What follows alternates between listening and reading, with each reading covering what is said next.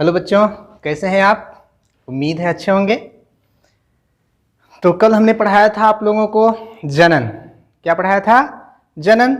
और पढ़ाया था जनन कितने प्रकार के होते हैं। तो बताया था हमने जनन कितने प्रकार के होते हैं। 2 प्रकार के होते हैं। कितने प्रकार के होते हैं?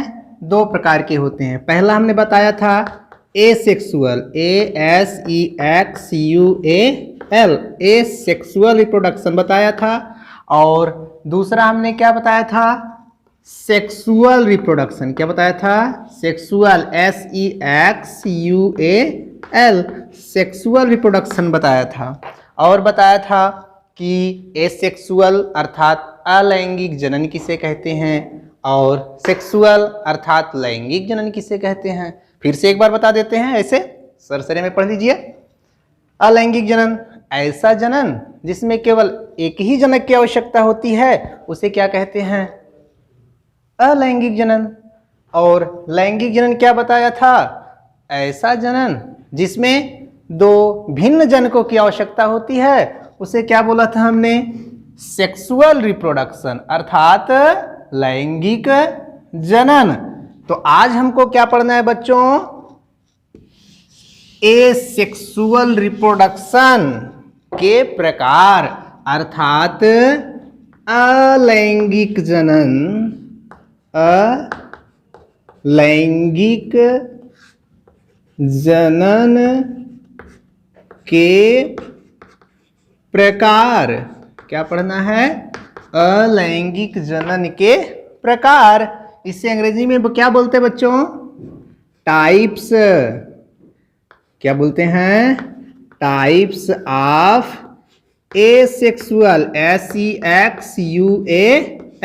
Asexual reproduction. क्या बोलते हैं? Asexual reproduction. तो आज हम इन्हीं पे चर्चा करेंगे कि अलैंगिक जनन कितने प्रकार का होता है। तो बच्चों, अलैंगिक जनन 5 प्रकार का होता है। कितने प्रकार का? हाँ, 5 प्रकार का होता है। तो पहले हम लिख दे रहे हैं 5 प्रकार, उसके बाद हम एक एक करके आपको डिटेल से बताएंगे। तो देखिए, पहला आपका है बच्चों द्विविभाजन। क्या है? द्विविभाजन। इसे बच्चों अंग्रेजी में क्या बोलते हैं? इसे बोलते हैं बाइनरी। क्या बोलते हैं? Binary fission. ठीक है, पहला आपका क्या है? द्विविभाजन। उसे अंग्रेजी में क्या बोलते हैं? बाइनरी फिजन बोलते हैं। ठीक। और दूसरा आपका क्या है? दूसरा आपका है बच्चों बीजाणु जनन। क्या है? बीजाणु जनन। अब इसे क्या बोलते हैं अंग्रेजी में? इसे बोलते हैं बच्चों स्पोरुलेशन। क्या बोलते हैं? स्पोरुलेशन। ठीक है। दूसरा आपका क्या है? बीजाणु जनन। उसे अंग्रेजी में क्या बोलते हैं? स्पोरुलेशन। और जो आपका तीसरा है बच्चों, उसका क्या नाम है? उसका नाम है मुकुलन। क्या नाम है? मुकुलन। ठीक है। इसे क्या बोलते हैं? इसे अंग्रेजी में बोलते हैं बर्डिंग। BUDDING, बर्डिंग। ठीक। और चौथा आपका है बच्चों खंडी भवन। कौन सा है? खंडी भवन। इसे अंग्रेजी में क्या बोलते हैं बच्चों? फ्रेगमेंटेशन। क्या बोलते हैं? फ्रेगमेंटेशन। फ्रेगमेंटेशन। ठीक है, ये आपका चौथा नंबर हो गया। और 5वां नंबर क्या है? 5वां आपका है बच्चों, उसे बोलते हैं पुनरुद्ध भवन। क्या बोलते हैं? पुनरुद्ध भवन। ठीक है, पुनरुद्ध भवन। इसे अंग्रेजी में क्या कहते हैं? तो हमने बताया भी है 11th में कि पुनरुद्ध भवन क्षमता सबसे ज्यादा किस जीव में होती है? वो है प्लेनेरिया। अभी आगे डिटेल से चर्चा करेंगे, इसे अंग्रेजी में बोलते हैं रीजनरेशन। रीजनरेशन, ठीक है। तो अलैंगिक जनन जीवों में कितने प्रकार का होता है? 5 प्रकार का। पहला आपका है द्विविभाजन, इसे क्या कहते हैं? बाइनरी फिजन कहते हैं। दूसरा आपका क्या है? बीजाणु जनन, इसे क्या कहते हैं? स्पोरुलेशन कहते हैं। और तीसरा आपका क्या है? मुकुलन, इसे क्या कहते हैं? बडिंग। और चौथा आपका क्या है? खंडीभवन, इसे क्या कहते हैं? फ्रेगमेंटेशन। और आपका पांचवा क्या है? पुनरुद्भवन, और इसे इंग्लिश में क्या कहते हैं? रीजनरेशन। क्या कहते हैं? रीजनरेशन। तो ये आपके हो गए अलैंगिक जनन के प्रकार। अब हम एक एक करके जानेंगे कि द्विविभाजन क्या है, यह कैसे होता है और किन किन जीवों में यह विभाजन पाया जाता है। तो चलिए इसे डस्ट कर दे रहे हैं, ठीक है। तो सबसे पहले हमें कौन सा पढ़ना है बच्चों? कौन सा पढ़ना है? हाँ, द्विविभाजन। कौन सा पढ़ना है? द्विविभाजन। यहां लिख दे रहे हैं द्विविभाजन, ठीक है। बाइनरी फिजन, SION, ठीक है। चलो आइए जानते हैं द्विविभाजन किसे कहते हैं।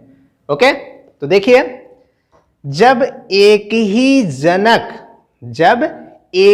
जनक विभाजित होकर दो संतति कोशिकाएं बनाती हैं। कितनी कोशिकाएं? 2 संतति कोशिकाएं बनाती हैं। तो उसे कौन सा जनन कहते हैं? अलैंगिक जनन कहते हैं। और कौन से प्रकार का? द्विविभाजन प्रकार का, ठीक है। यहां लिख दे रहे हैं, पुश करके आप लोग उसे क्या करेंगे? नोट्स में लिख देंगे। जब जनक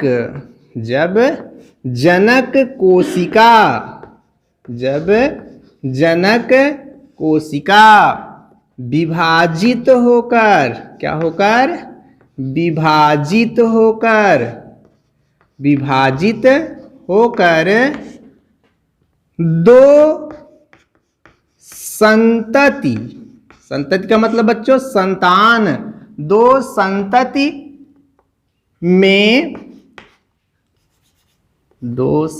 में बट जाता है। क्या होता है? बट जाता है। तो उसे क्या कहते हैं? द्विविभाजन कहते हैं। इसका एग्जाम्पल क्या होता है बच्चों? इसका एग्जाम्पल लिख लेंगे। इसका एग्जाम्पल होता है जैसे अमीबा में। किसमें? अमीबा में, ठीक। और किसमें होता है? युगलीना में। किसमें? युगलीना में, ठीक। अमीबा में भी यह पाया जाता है। और किसमें पाया जाता है? युगलीना में पाया जाता है। और अगर और एग्जाम्पल आपको जानना है तो यहां पे लिख सकते हैं समस्त प्रोटोजोआ, ठीक है। सभी प्रोटोजोआ संघ के जो जीव होते हैं उनमें कौन सा विभाजन होता है? द्विविभाजन होता है। तो कैसे होता है? चलिए हम अमीबा देख लेते हैं। अमीबा देखिए, अमीबा ऐसे होता है। अमीबा का स्ट्रक्चर आप लोग देखे होंगे। इसका ना तो इसका कोई आकार निश्चित नहीं होता है, ठीक है। ये ऐसे हो गया। इसमें हम DNA दिखा दे रहे हैं। क्या दिखा दे रहे हैं? DNA दिखा दे रहे हैं। जब अनुकूल परिस्थिति आती है, कैसी परिस्थिति? अनुकूल परिस्थिति। 2 परिस्थिति आप लोगों को पढ़ाया गया है, अनुकूल परिस्थिति और प्रतिकूल परिस्थिति। और अनुकूल परिस्थिति किसे कहते हैं? जो जीव जिस वातावरण में रह सकता है वह उसके लिए वातावरण कौन सी परिस्थिति में रहता है? अनुकूल परिस्थिति में। अर्थात जब इनके विभाजित होने का समय आता है, जब इनके विभाजित होने का समय आता है तो उसी को कहते हैं अनुकूल परिस्थिति। तो अनुकूल परिस्थिति में क्या होता है बच्चों, डीएनए का द्विगुणन होता है। क्या होता है, डीएनए का द्विगुणन। तो ऐसे इसका स्ट्रक्चर होके जाता है। कैसे हो जाता है, ऐसे देखिए बीच में ऐसे ऐसे करके सिकुड़ जाता है। ठीक है, ये देखा ऐसे। ठीक, अब यहाँ पे हो गए बच्चों डीएनए, डबल डीएनए हो गए। ठीक, 2 डीएनए हो गए, ऐसे भर दीजिए इसमें। अब आगे चल के क्या होता है बच्चों, ये डिवाइड हो जाता है यहां से। ये ऐसे क्या होता है, सिकुड़ जाता है। सिकुड़ने के बाद क्या होता है, टूट जाता है। ऐसे क्या होता है, सिकुड़ जाता है, और सिकुड़ने के बाद क्या होता है, टूट जाता है। जब टूट जाएगा तो ये अलग कोशिका हो जाएगी और यह अलग कोशिका हो जाएगी। तो जनक कितने थे, एक ही जनक था। कितने जनक थे, एक ही जनक थे। और कोशिका कितनी बन गई, संतत कोशिका कितनी बन गई, 2। और कैसे हुई, विभाजित होके हुई। कैसे हुई, विभाजित होके हुई। इसीलिए इसमें कौन सा जनन हुआ, द्विविभाजन। तो इसको आगे दिखा दीजिए ऐसे 2 अमीबा करके। ठीक, एक डीएनए यहां दिखा दीजिए और एक डीएनए यहां दिखा दीजिए। ठीक, 2 संतति कोशिका यहां लिख दीजिए, संतति कोशिका, संतति कोशिका। ओके, तो फिर से एक बार देख लीजिए द्विविभाजन किसे कहते हैं। जब एक जनक कोशिका विभाजित होकर 2 संतति कोशिका में बट जाता है तो उसे कौन सा विभाजन कहते हैं, द्विविभाजन कहते हैं। जैसे अमीबा में होता है, यूग्लिना में होता है। और एग्जाम्पल जानना है तो समस्त प्रोटोजोआ के जो जीव होते हैं उनमें कौन सा विभाजन होता है, द्विविभाजन होता है। एग्जाम्पल हमने बताया कि कैसे इनमें होता है। ये अमीबा का स्ट्रक्चर है। अमीबा में जो डीएनए होता है अनुकूल परिस्थिति में उसका द्विगुणन होता है। क्या होता है, द्विगुणन। द्विगुणन का मतलब 2 भागों में बट जाना। तो 2 डीएनए बट गए और यहीं बीच से यह क्या होता है, सिकुड़ जाता है। सिकुड़ने के बाद बीच से यह क्या हो जाता है, विभाजित हो जाता है। जब विभाजित हो जाता है तो 2 अमीबा बन गए। इन्हीं को कहते हैं संतति कोशिका। और यह क्या है आपकी, जनक कोशिका। कौन सी कोशिका, जनक कोशिका। परिभाषा से क्लियर हो रहा है। देखिए, एक जनक कोशिका, 2 संतति कोशिका, एक जनक कोशिका, 2 संतति कोशिका। ओके, तो वीडियो को पुश करके फिगर को क्या करेंगे, ड्रा कर लेंगे। ठीक, हम डस्ट कर रहे हैं। अब दूसरा क्या है बच्चों आपका, दूसरा हमने क्या बताया, कौन सा लैंगिक जनन।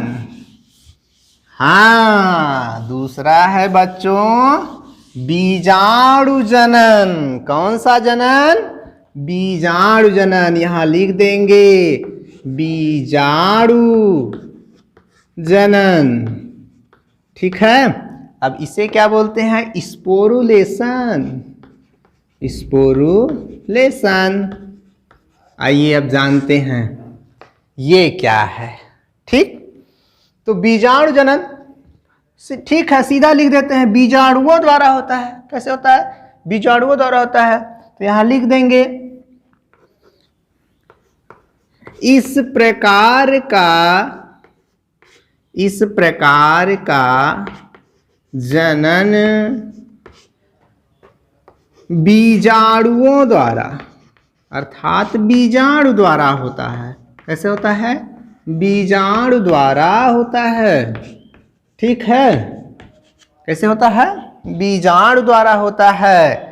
अब बीजाणु द्वारा कैसे होता है, कुछ ऐसे जीव होते हैं जिसपे स्पोर लगे होते हैं। क्या लगे होते हैं, स्पोर। स्पोर का मतलब क्या होता है, बीजाणु। तो देखिए, जैसे पेनिसिलियम नामक कवक, जैसे कौन सा, पेनिसिलियम। पेनिसिलियम कौन सा एग्जाम्पल बच्चों? पेनिसिलियम। अब पेनिसिलियम में कैसे होता है?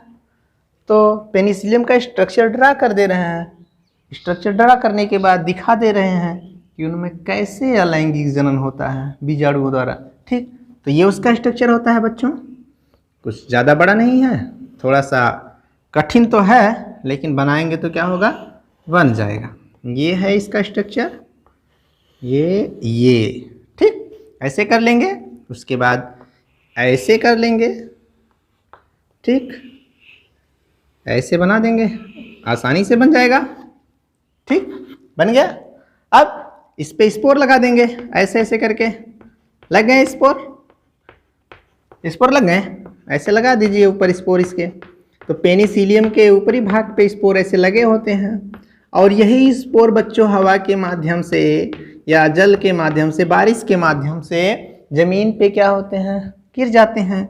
ये आपकी अर्थ सरफेस हो गई, जमीन हो गई। जमीन पे जब ये स्पोर गिर जाते हैं तो एक नए पेनिसिलियम का रूप धारण कर लेते हैं। ठीक, ऐसे दिखा दीजिए गिराते हुए, ऐसे ऐसे स्पोर दिखा दिए, इसको दिखा दीजिए स्पोर, SPORE। स्पोर मीन्स क्या होता है, बीजाणु। क्या होता है, बीजाणु। गिर गए। अब यही स्पोर क्या होते हैं, विकसित होकर एक नया पेनिसिलियम बना लेता है। क्या बना लेता है, एक नया पेनिसिलियम बना लेता है। इस तरीके से बनाता है बच्चों, ऐसे दिखा दीजिए, ऐसे छोटा छोटा। ठीक, ये बन गए। ये हो गई संतति कोशिका। क्या हो गई, संतति। और ये क्या है बच्चों, जनक। क्या है, जनक। अब देखिए बताया इस प्रकार का जनन बीजाणुओं द्वारा होता है। अब देखिए पेनिसिलियम के ऊपर स्पोर अर्थात क्या लगे होते हैं, बीजाणु लगे होते हैं। यही बीजाणु हवा के माध्यम से कहाँ चला आता है, जमीन पे। जब यहाँ आ जाता है तो वो धीरे धीरे अपने आप को क्या करता है, विकसित कर लेता है, अर्थात एक नया पेनिसिलियम बना लेता है। तो यहाँ बन गया आपका एक नया पेनिसिलियम।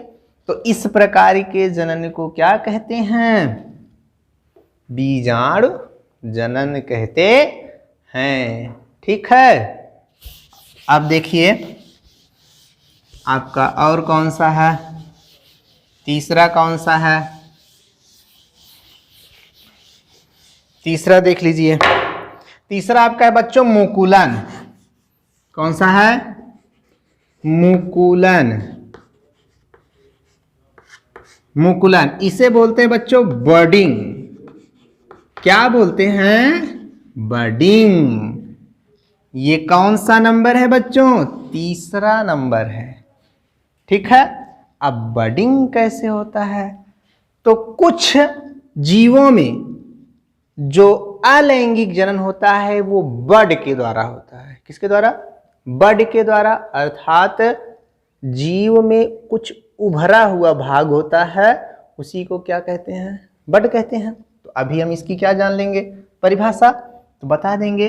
जब, कब, जब जनक के मुकुल से, जब जनक के मुकुल से संतति कोशिका बनती है।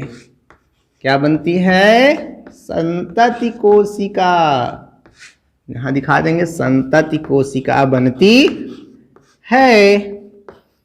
तो उसमें कौन सा जनन कहलाएगा, मुकुलन कहलाएगा। जैसे हमें जानना है, हम जान जाते हैं। जैसे होता है बच्चों हाइड्रा में, किसमें होता है, हाइड्रा में होता है, सुने होंगे नाम। और किस में होता है, ईस्ट में होता है। किस में होता है, ईस्ट में होता है। ईस्ट में और हाइड्रा में बच्चों मुकुलन द्वारा एक नई संतति कोशिकाएं बनती हैं। कैसे बनती हैं, ऐसे दिखा दे रहे हैं बच्चों, ये देखिए। तो हाइड्रा का स्ट्रक्चर आप लोग देखे होंगे, ऐसे ऐसे होता है, हाँ ऐसे होता है ना। ये लग गया अर्थ सरफेस से, ठीक। ये इसके टेंटिकल लगे होते हैं, बनाए होंगे 11th में ऐसे टेंटिकल। हो गया। अब यही जो उभरा हुआ भाग है इसी को बच्चों कहते हैं बर्ड। क्या कहते हैं? बर्ड। BUD। हिंदी में बोलते हैं बच्चों मुकुल। क्या बोलते हैं? मुकुल। यही अनुकूल परिस्थिति में क्या होते हैं? यहां से टूट जाते हैं। क्या होते हैं? टूट जाते हैं। टूट के कहां चले आते हैं? जमीन पे चले आते हैं। कहां चले आते हैं? जमीन पे। तो ये टूट के बच्चों यहां आ गया। ये देखिए इस तरीके से आ गया। अब यह क्या करता है? धीरे धीरे अपने आप को विकसित करता है। जब धीरे धीरे अपने आप को विकसित करता है बच्चों, तो यह भी एक नए अमीबा के रूप, नए हाइड्रा के रूप में दिखने लगता है। तो एक हाइड्रा से दूसरा हाइड्रा बना। किसके माध्यम से? मुकुल के माध्यम से, अर्थात बर्ड के माध्यम से।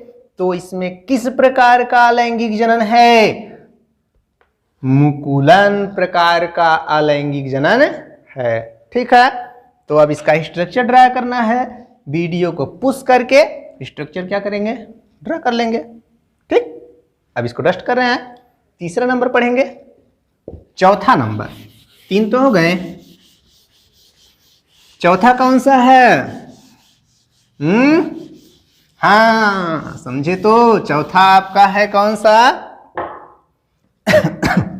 बताओ।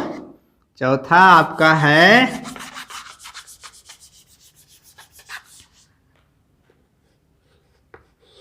विखंडन। क्या है? विखंडी भवन लिख सकते हैं, चाहे विखंडन लिख सकते हैं। ठीक है। इसे अंग्रेजी में क्या बोलते हैं? इसे बोलते हैं fragmentation. FRA fragment, MENTATION fragmentation. अब ये विखंडन क्या है या खंडी भवन किसे कहते हैं, आइए जानते हैं। जब, कब? जब जनक कोशिका में खंडन होता है। क्या होता है? खंडन होता है। ठीक है, खंडन होता है। और खंडित भाग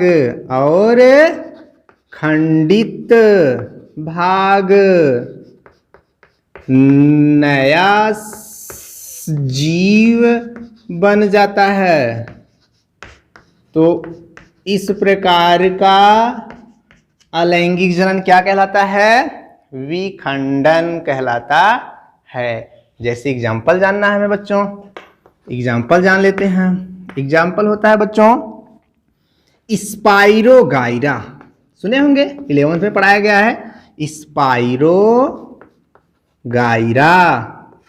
और एग्जाम्पल देना है, और एग्जाम्पल देख लीजिए। यूलोथ्रिक्स। ठीक।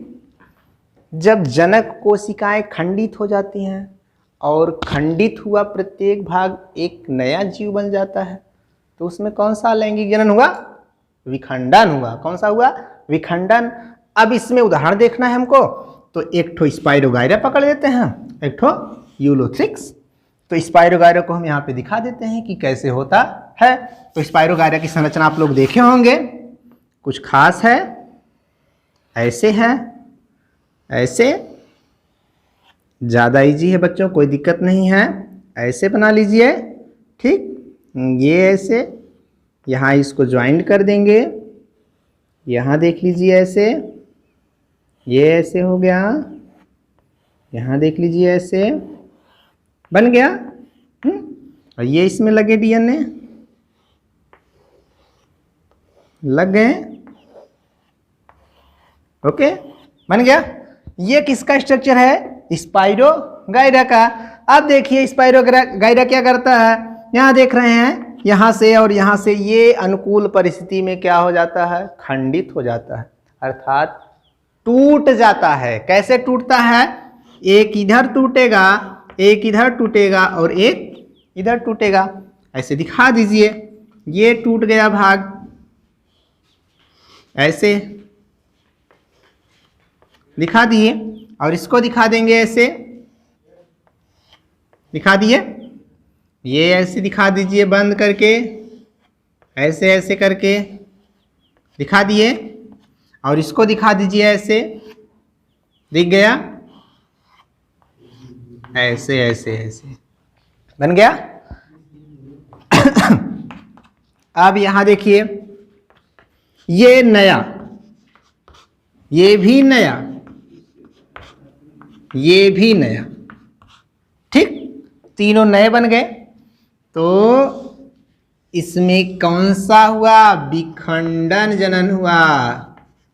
कौन सा जनन हुआ? विखंडन जनन हुआ। तो बच्चों वीडियो लंबा हो रहा है, क्या हो रहा है? लंबा हो रहा है। लंबा होने के नाते जो आपका पांचवा जनन है, पांचवा अलैंगिक जनन है, उसको अगले वीडियो में दिया जाएगा, ठीक है। उसके बाद बताया जाएगा कि पौधों में अलैंगिक जनन कैसे होता है, ठीक है। वीडियो पुश करके स्ट्रक्चर क्या करेंगे? बना लेंगे। ओके, थैंक यू, धन्यवाद।